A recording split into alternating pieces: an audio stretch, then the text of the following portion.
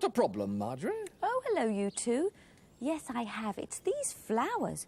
Either they've grown too tall or the rain's bent them over or something, but I can't get them to stand up straight and they look so untidy like this. Well, I shouldn't worry about that. The whole garden looks untidy, in my opinion. Very untidy, anyway, with all that stuff over there. I know. But I can't keep it in the greenhouse anymore now that I'm storing my spring water bottles in there. Isn't there enough room for all that as well? No, there isn't. Actually, I'm planning on taking it to the tip later, but I've got to help Mr. Grimley pick his apples first. Oh, hello, Mr. Grimley. Are you ready? Oh, no, not yet. No, I've just bought a few things for the Riddlers. Oh, a Riddlestone. Thank you, Mr. Grimley. Yes, I found it in the bushes at the bottom of my garden. And I know you need it for your training. But that's not all I've brought for you. Here. Your chimney sweep's brushes? I thought you might like to have them. I know how you Riddlers can find a use for things. Oh, but we can't have those, Mr. Grimley. You need them. How can you sweep chimneys without your brushes? Answer me that. But I'm not going to be sweeping chimneys from now on. I've got myself a new job. Mr. Grimley, congratulations. What's the new job? It's a job selling cars. I'll earn a lot more money, and I won't get half as dirty, and that's a fact.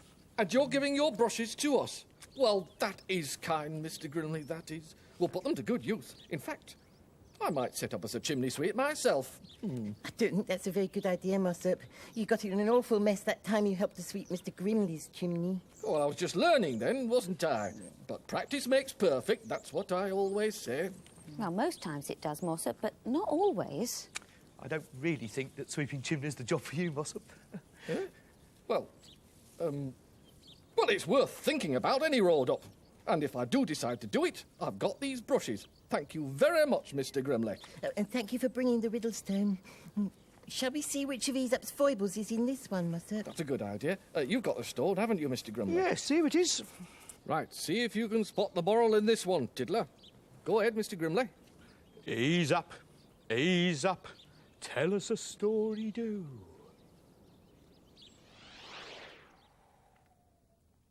A tiddler was walking to market one day with a pail of milk balanced on her head. Now, that's not an easy thing to do, but since the tiddler had rather a flat head, she didn't find it too difficult. She was daydreaming as she walked, and this is the daydream she was having. When I sell this milk, she thought, I'll have enough money to buy a dozen eggs. I'll get the broody hen to sit on the eggs, and they'll hatch out into 12 beautiful little chicks. And then I'll take the chicks to the market and sell them. And then I'll have even more money. And then, she thought, then I'll be able to afford something that I've always wanted. A football. Yes, she was mad on football, this particular tiddler. She loved to race around in all weathers, kicking a ball about. But the ball she kicked about was just a bundle of rags tied up with string. All her life she'd wanted a proper football. A football made of pure leather. She could see it in her mind's eye. She'd dribble it along the ground. She'd kick it into the air. She'd jump up and head it into the goal. She flicked her head at the imaginary ball, and the pail of milk flew off and went crashing to the ground. "Oh, my milk!" she said. "Oh, my eggs! Oh, my chickens! Oh, my beautiful leather football!" But it was too late. The milk had trickled away into the dust, and with nothing left to sell at the market, the tiddler set the empty pail on the flattest part of her head and set off sadly back home. And what lesson should we learn from that, Tiddler? What's the moral, eh? Never play football with a pail of milk on your head. Yeah, that... You what? It's all right, Mossop. I'm only teasing. Is it don't count on something until you have actually got it? Ah, that's the moral, all right, Tiddler. And that there Aesop's foible gave rise to one of the most famous Riddler sayings. Don't count your chickens before they're hatched. Oh, that's a very famous human saying too, Mossop. Is it, Marjorie? Well, you human persons must have pitched it off us Riddlers in that case. Well, whoever thought of it first, it's very good advice.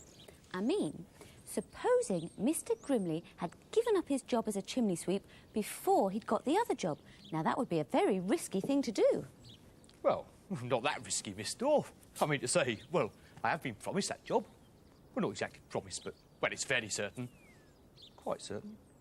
Well, I hope so. Mr. Grimley, do you mean to say you haven't actually got the job for sure yet? Well, I suppose that's what I do mean. Wow. If I were you, I wouldn't give up the job as a chimney sweep until the job selling cars is yours for certain. But it's too late, Miss Dorf. I've already quit my job as a chimney sweep. But it doesn't matter. You wait, I'll get that job. I'm very good at selling cars. Have you ever done it before, Mr. Grimley? Well, no, but there's nothing to it. Look, just pretend you want to buy a car. Which car? Well, any car. An imaginary car. Look, just imagine this is a car. Where's the door, Mr. Grimley? Here it is.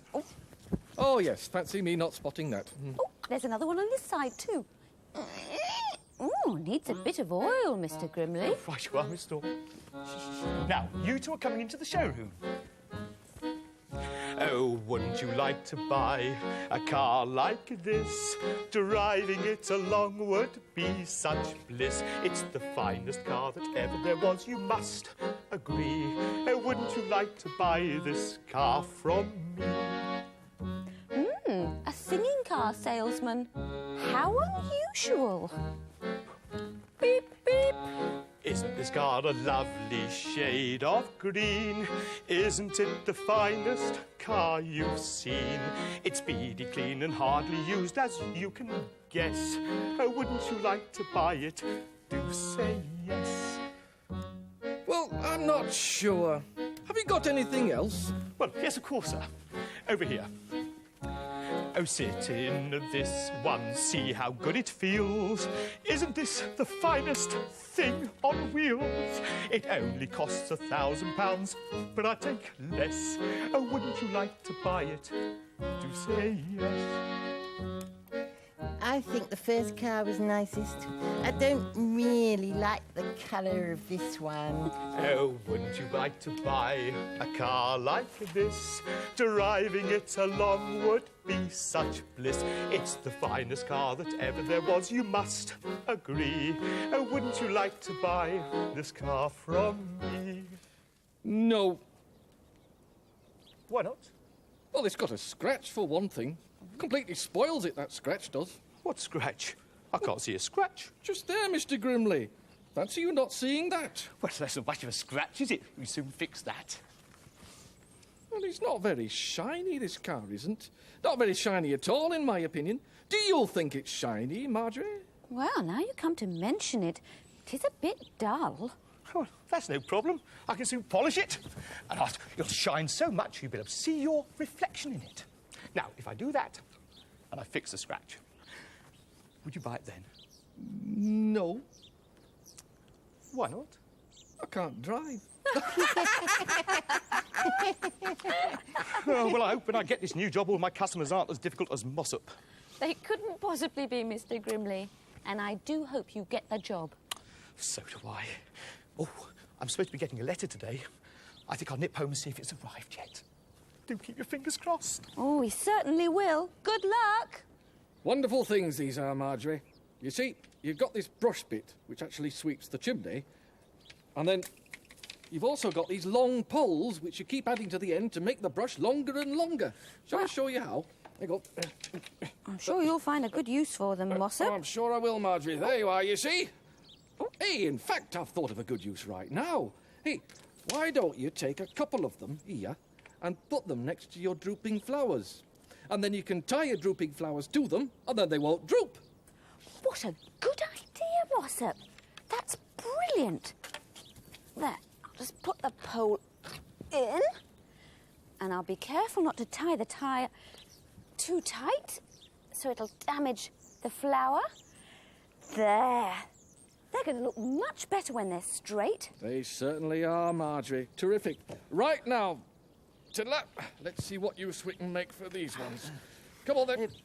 Right, just a minute. Oh, Come on, Tiddler. yeah, I'm coming. Come on. Steady as she goes, Tiddler. Whoa, careful now.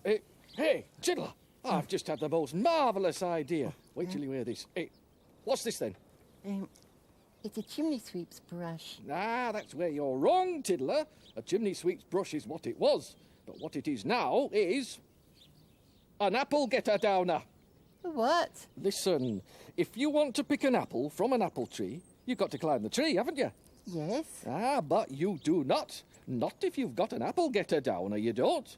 With an apple getter downer, you simply brush the apples down, like so. There we go. See that tree? Hup, and brush away. And then when the apples drop off, you can eat them straight away. Simple, eh? Hey up. Seem to have got it stuck. Mossop. Oh! Mossop, are you hurt? No. I just thought I'd have a sit down, Marjorie. Very comfortable pile of junk this is. Although it's gone mighty dark in here. Oh, hello, Mr. Grimley. Come to tell us you've got that there job as a salesman, have you? Oh, Mossop, Mr. Grimley didn't get the job.